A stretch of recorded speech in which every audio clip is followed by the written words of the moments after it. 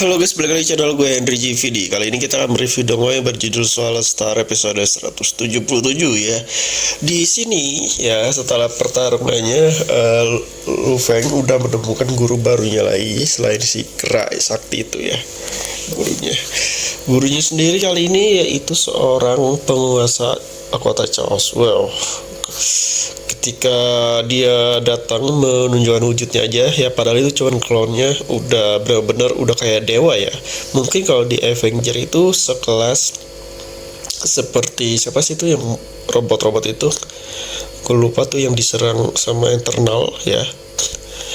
Kayak gitu, kata gue tuh hampir kayak gitu guys kekuatannya, mungkin melebihi. Kalau kita lihat ya, dia udah bisa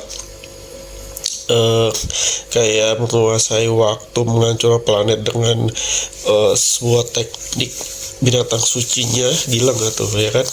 Nah di sini jadi si Luffy ini dites dulu untuk menjadi muridnya sendiri ya.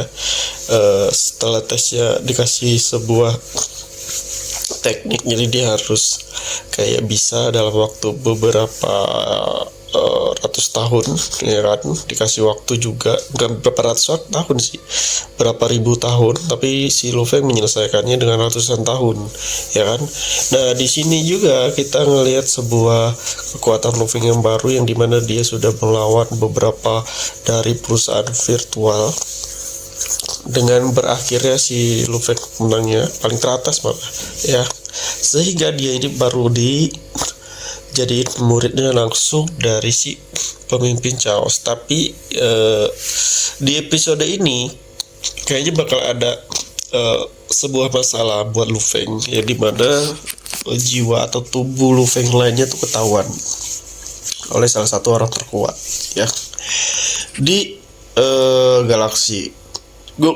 Tapi di sini seperti ya, itu adalah salah satu gurunya si Luffy. Sepertinya guru Luffy mau ngetes ya.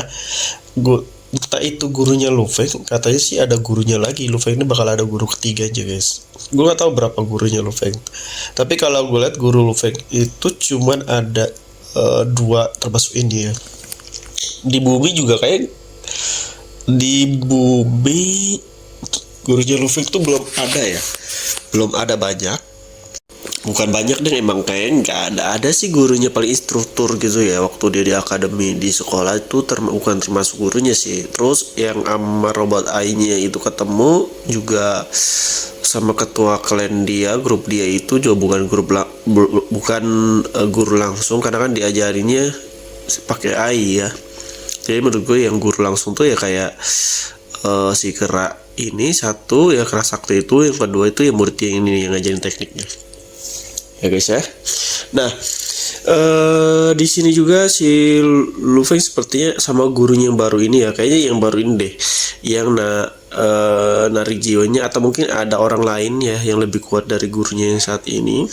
Kayaknya dia mau ngetes doang guys. Jadi si Luffy sebenarnya sih orang ini tuh kayak udah tahu kalau Luffy ini punya badan selain manusianya, yaitu ada si badan behemoth itu, monster, serta jiwanya tuh diambil sama dia, jiwanya si Luffy ya guys. Saya nggak tahu mau dites mau diapain, gue juga belum nonton nantinya. Yang pasti sih pengen tahu orang itu apakah si Luffy ini pengkhianat ya, apakah dia ini dari si apa tuh namanya, dari klan musuh atau klan asing ya, kita nggak tahu ya. Padahal kan si Luffy dari gue ya, mungkin karena sekarang klan serangga itu udah udah di mana-mana mata-matanya, bukan hanya di perusahaan virtual, tapi dari seluruh planet malah udah ada. Dia kayak naruh benih-benih di situ untuk bisa mendapatkan informasi lebih tentang perusahaan virtual, siapa aja yang paling kuat, sehingga mereka itulah yang bakalan dibantai sama si klan serangga. Jadi ini pertarungan internal kalau menurut gua, pertarungan taktik di dalam. Jadi bukan hanya perang. Mungkin kalau kayak perang langsung, menurut gue itu bisa ngancurin atau bisa ngerugiin kedua pihak ya, kayak dari klan asing atau klan serangga. Kan ini kekuatan mereka itu kalau bertarung kayak ngancurin beberapa planet ya. Bayangin loh, mereka bertarung aja udah ngancurin beberapa planet.